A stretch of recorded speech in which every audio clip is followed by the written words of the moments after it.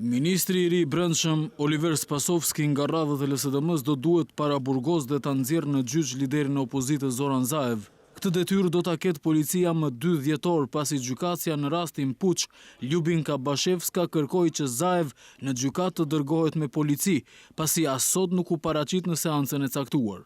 Avokatët e Zaevit ishin kundër këtij vendimi, pasi ata presin që rastin Puç së shpejti ta marrë prokuroreja speciale Kati Cajaneva.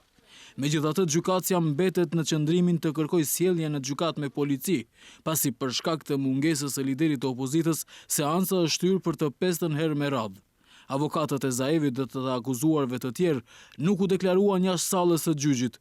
Nga LSDM thonë se kryetari i tyre do të paraqitet para gjykatës pasi rastin ta merr Kati Cajaneva.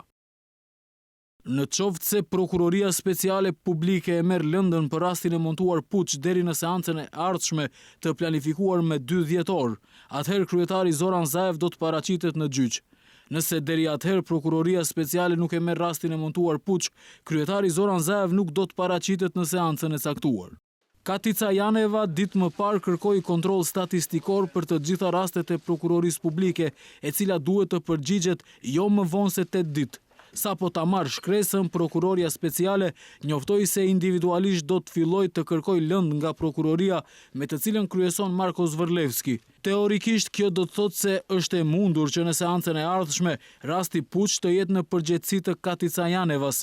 Nëse kjo do të ndodhë në praktik, do të varet nga ekipi i prokurorisë speciale, por edhe nga fakti se sa shpejt do të shkojë transferimi i rasteve nga Zvorlevski tek Janeva.